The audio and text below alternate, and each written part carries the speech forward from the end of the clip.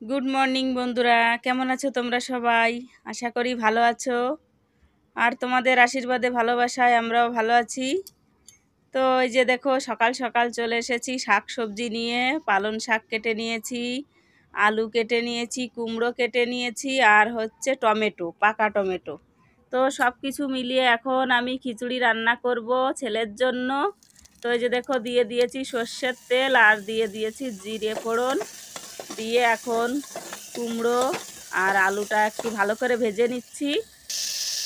তো এই যে দেখো, শাক সবজি সমস্ত কিছু দেওয়া হয়ে গেছে, ভালোভাবে ভেজে নিয়েছি। আর চাল ডালও দিয়ে দিয়েছি, মুসুরির ডাল আর হচ্ছে চাল দিয়ে এখন খিচুড়ি রান্না হবে।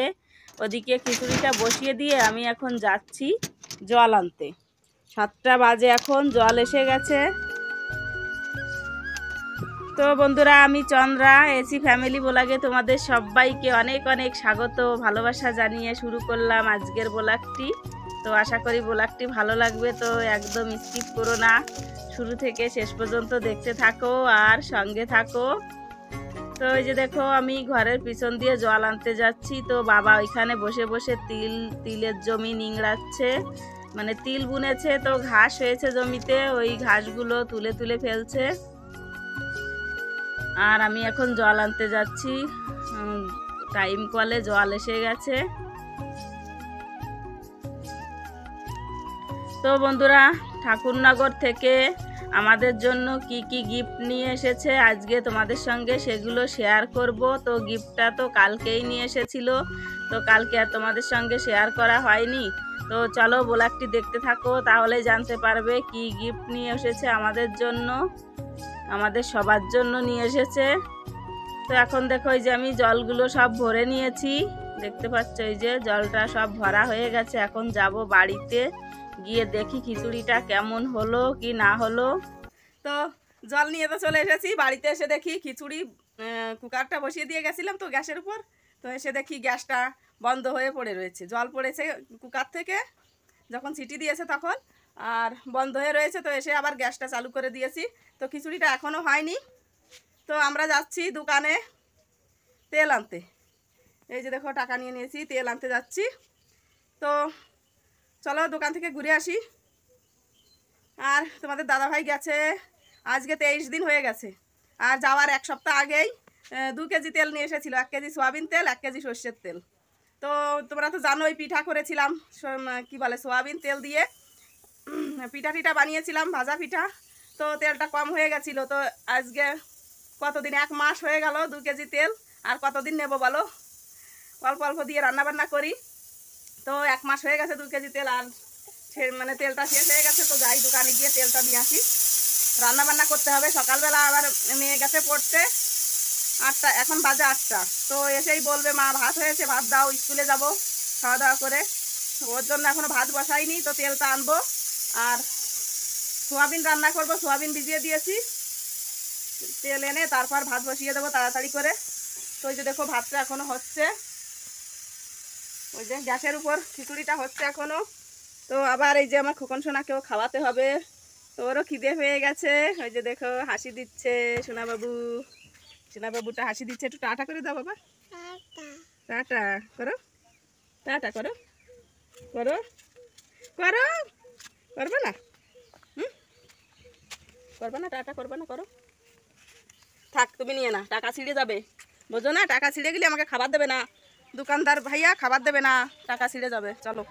তো বন্ধুরা, অভাবী সংসার হলে যে কতটা হিসাব করে সংসার করতে হয়, খাওয়া পরা ঘোরাফেরা সব কিছুতেই হিসাব করেই চলতে হয় সংসারে যদি অভাব থাকে।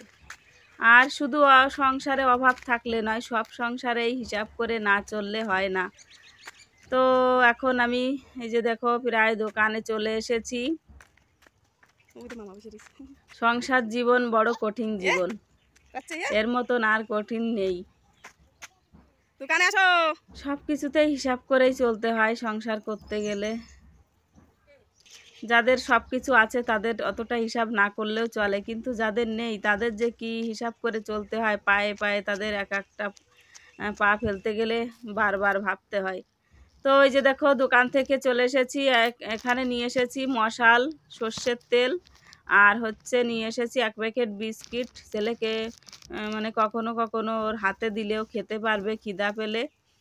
এই যে দেখো বসে বসে এই যে এখন খেলা করছে। আর আমি এদিকে সয়াবিন ভিজিয়ে দিয়েছি, এখন রান্না করব সয়াবিন আলু দিয়ে। ভাবছি ওদিকে ভাতটা বসিয়ে দেব। এই যে আজকে দেখো কাঠ দিয়ে জাল ধরিয়ে দিয়েছি, এদিকে ভাতটা হবে, মেয়ে যাবে স্কুলে ভাত খেয়ে।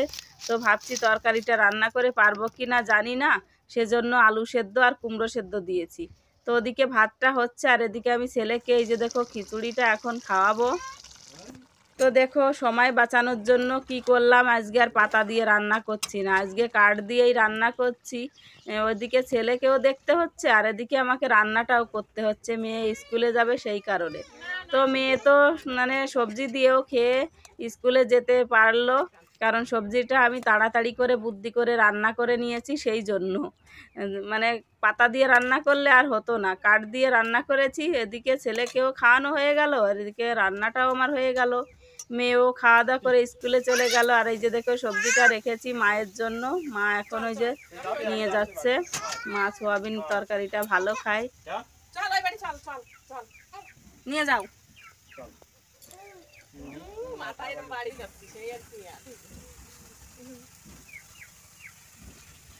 তো মা বাবা এখন বাড়িতে যাচ্ছে, বাড়িতে গিয়ে ভাত খাবে। আর আমি দেখো এদিকে এখন এই যে ধনে পাতাটা কেটে এটা ভেজে তারপরে বাটা করব। 10টা আর আমার রান্না বান্না করা হয়ে গেছে। তো দেখতেই পেলে কি রান্না করেছি, ওদিকে সোয়াবিন আলু দিয়ে তরকারি করেছি, আর হচ্ছে ধনে পাতা বাটা করেছি, আর আলু সেদ্ধ আর কুমড়ো সেদ্ধ দিয়েছিলাম।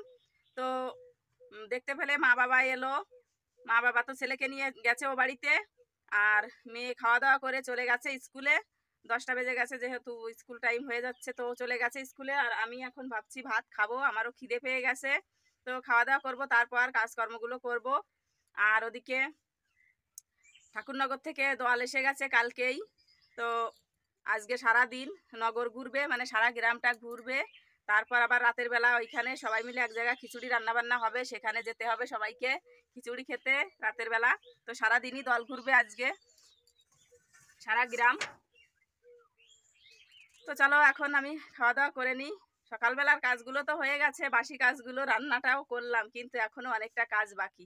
সেই কালকে রাতের বেলা পেঁয়াজ তুলছিলাম না, উঠানের মধ্যে পেঁয়াজগুলো ছিল, তো ওই পেঁয়াজগুলো এখনো ওইখানে রয়েছে, ওই পেঁয়াজগুলো নিয়ে ঘরে রাখতে হবে। তো এই পেঁয়াজগুলো রাখলেই আমার কাজ কমপ্লিট হয়ে যায়, পেঁয়াজের কাজ আর নেই। তো বাইরে রয়েছে মুরগিতে টুকরায় টুকরায় পেঁয়াজগুলো নষ্ট করে দিচ্ছে। মুরগিতে খুব পেঁয়াজ খায় জানো তো, ওরা খুব পেঁয়াজ খায়। তো সব পেঁয়াজ তো খায় না, নষ্ট করে ফেলে টুকরাইয়ে। তো চলো এখন আমি খাওয়া দাওয়া করে নিই। তো এই যে দেখো ভাতটা বেড়ে নিয়ে চলে এসেছি, এখানে আছে ধনে পাতা বাটা, আর এখানে আছে এই যে সবজি মাকে দিয়ে দিয়েছি, মা তো নিয়ে গেছে বাড়িতে নিয়ে খাবে।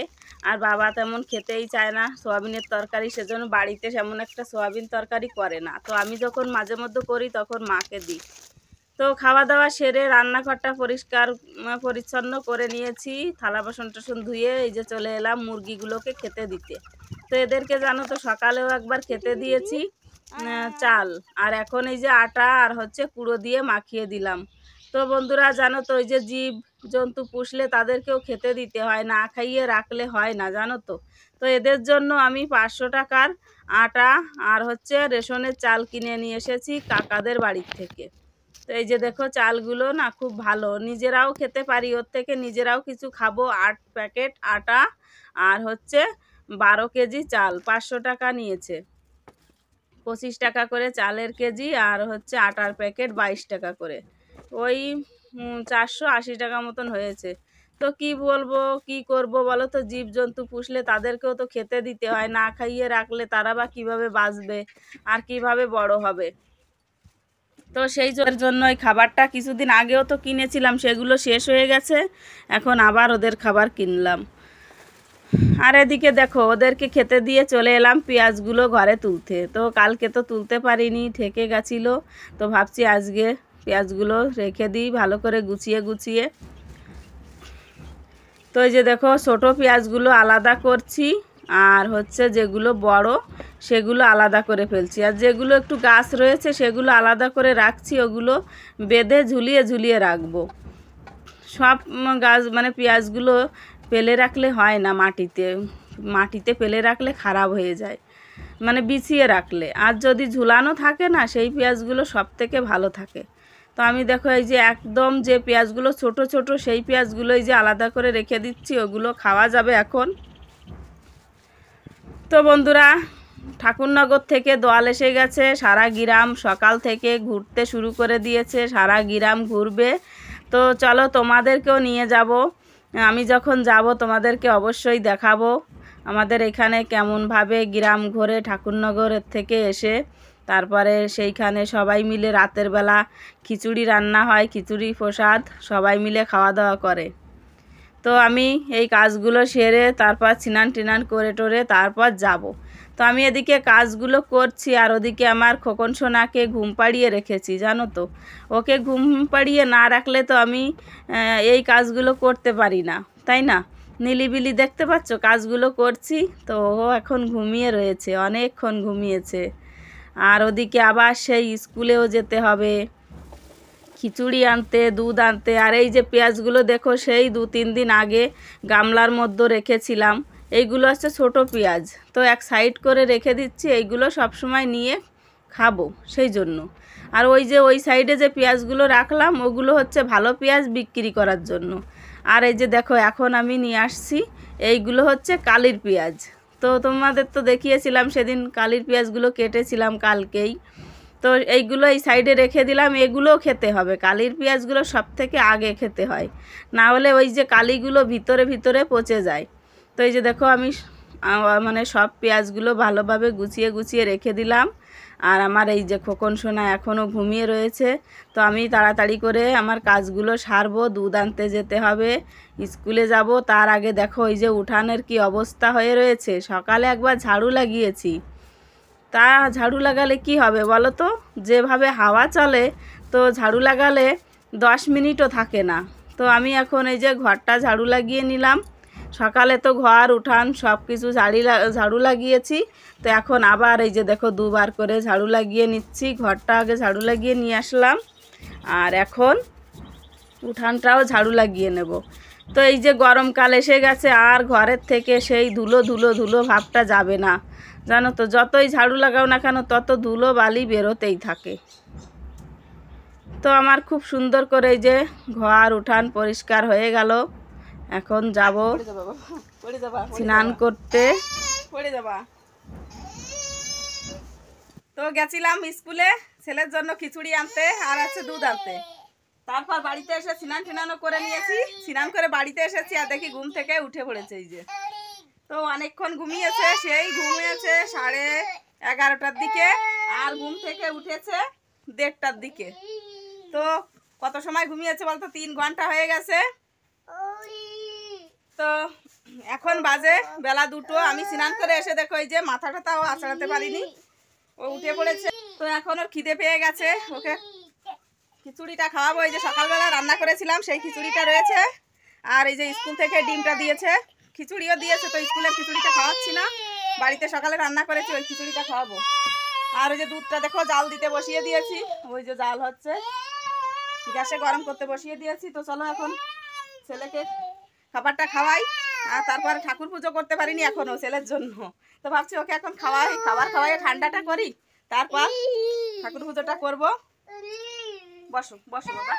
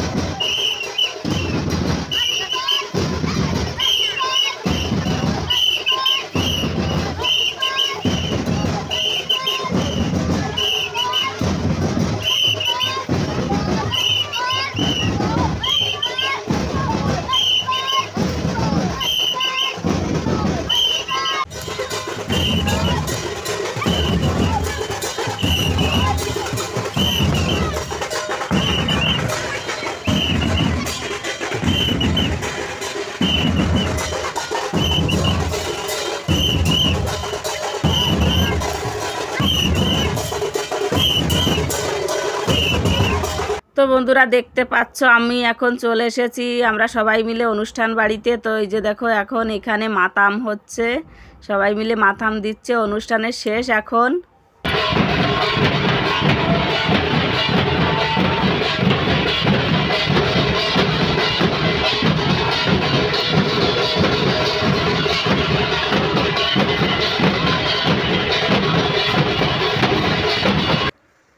তো বন্ধুরা এখান থেকে চলে এসেছি, মানে একটু আগেই এসেছি, এসে বাড়িতে এসে ছেলেকে ভাত খাওয়ালাম, ওর খিদে পেয়ে গেছিলো। আর আমরা তো ওইখান থেকে খিচুড়ি খেয়ে এসেছি।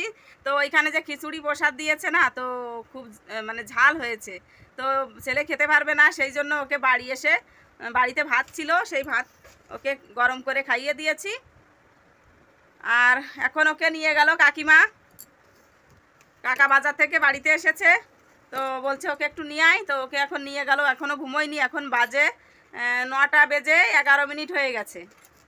তো আমার তো ঘুম পেয়ে যাচ্ছে, ওই যে দেখো পাখা চালিয়ে একটু বসেছি। ওইখানে এত ভিড়, এত ভিড়, এত লোকজন, এত গরম, ওই লোকের মধ্যে একদম পুরো মানে ভিজে গেছি আমিও আর ছেলেও, আরও সবাই ছিল, মা বাবা, তারপরে কাকা যায়নি, কাকা বাজারে গেছিলো, কাকিমা গেছিলো, মেয়ে গেছিলো, আমরা সবাই গেছিলাম। তো সেজন্য বাড়িতে এসে খুব মানে ছেলেরও খুব কষ্ট হয়ে গেছে, অনেকক্ষণ ঘুরেছি পিছন পিছন, ওই দলের পিছন পিছন প্রায় 1 ঘন্টা, তো প্রায় 1 ঘন্টা 1.5 ঘন্টা ওদের পিছন পিছন ঘুরে বেরিয়েছি। তো বন্ধুরা খাওয়া দাওয়া তো এখন হয়ে গেছে, ওইখান থেকে বাড়িতে আর কোনো রান্নাবান্না হবে না, বাড়ি ভাত রয়েছে। সকালবেলা মানে মনে ছিল না, আমার খেয়াল ছিল না যে আজকে ওইখানে খিচুড়ি হবে রাতের বেলা। তো আমি সকালবেলা একটু চাল বেশি করে দিয়ে দিয়েছিলাম রাতের বেলার জন্য। তো সকালবেলা কালকে পান্তা ভাত খেতে হবে, জানো তো, জল দিয়ে এলাম, ভাতের হাঁড়িতে জল ঢেলে দিয়েছি, সকালবেলা পান্তা ভাত খেতে হবে সবাই। আর এই যে দেখো গিফট নিয়ে এসেছে ছেলের জন্য কাকা, ঠাকুরনগর গেছিলো, তো এইখান থেকে কাকা গিফট নিয়ে এসেছে ছেলের জন্য। তো ও তো খুব খুশি হয়ে গেছে, গিফট পেয়ে খুব বাজাচ্ছে আর নাচ গান করছে। এই যে দেখো ডাঙ্কা নিয়ে এসেছে, আর আমার জন্য নিয়ে এসেছে কি, চলো তোমাদেরকে দেখাচ্ছি। এই যে দেখো আমার জন্য নিয়ে এসেছে একটা সিঁদুরের কৌটো, এই যে সিঁদুরের কৌটো নিয়ে এসেছে, অনেক মূল্যবান একটা জিনিস। আর নিয়ে এসেছে কি দেখাচ্ছি দাঁড়াও, এই যে দেখো ঠাকুরনগরের প্রসাদ, এই যে ঠাকুরনগরের প্রসাদ নিয়ে এসেছে। তোমরা যদি আমার কাছে থাকতে তাহলে তোমাদেরকে এই প্রসাদটা খেতে দিতাম সবাইকে, আমি একা খেতাম না, সবাইকে দিতাম। তো এই যে এগুলো নিয়ে এসেছে, আর মেয়ের জন্য নিয়ে এসেছে একটা মালা, মেয়েকে মালা এনে দিয়েছে। তো এই হচ্ছে সবার জন্য গিফট নিয়ে এসেছে কাকা ঠাকুরনগর থেকে। তো মা বাবা ওরা কেউ যায়নি, তো তবুও ভাইয়ের একটা বন্ধু গেছিলো, তো ওকে বলে দিয়েছিল ভাই যে ছেলের জন্য একটা ডাঙ্কা নিয়ে আসতে, মানে এইরকমই একটা ডাঙ্কা নিয়ে আসতে বলেছিল এরকম। তারপর যখন দেখলো কাকা নিয়ে এসেছে, তো আর একটা এনে আর কি করবে, সেজন্য ওকে আবার ভাই মানা করে দিয়েছে ফোন করে, যে তাহলে তোর আর ওটা নিতে হবে না, একটা নিয়ে গেছে যখন কাকা বাড়িতে, না হলে আর একটাও নিয়ে আসতো মানা না করলে। ভাই ফোন করে বলেছে ওর বন্ধুকে যে ভাগ্নের জন্য একটা ডাঙ্কা নিয়ে যাবি। আর এদিকে মা বাবা তো যায়নি, মায়ের শরীরটা খারাপ, ভালো না, ওই সবসময় মানে সুগারের রুগী, তো সবসময় কিছু না কিছু হতেই থাকে, ভালো লাগে না সবসময় বলতে থাকে। তো বন্ধুরা চলো ব্লগটি আর বড় করছি না, যদি ব্লগটি তোমাদের ভালো লেগে থাকে একটা লাইক করে দিও, আর কমেন্ট করে বলো কেমন হয়েছে ব্লগটা। আমার হাতটা এত ভেঙে চুরে নিয়ে যাচ্ছে, আমি ফোনটা ধরতেই পারছি না, খুব ব্যথা করছে হাতে, ফোনটা ধরে যে তোমাদের সঙ্গে একটু কথা বলবো তা বলতে পারছি না। তো বন্ধুরা ব্লগটি ভালো লাগলে লাইক কমেন্ট শেয়ার করো, আর চ্যানেলটিকে সাবস্ক্রাইব করে বন্ধু হয়ে পাশে থেকো। তো চলো কাল দেখা হচ্ছে নতুন দিনে নতুন আরেকটি ব্লগের সঙ্গে, ততক্ষণে তোমরা সবাই ভালো থাকো, সুস্থ থাকো, হাসি খুশিতে থাকো, আনন্দে থাকো। তো চলো আজকের মতো টাটা, গুড নাইট।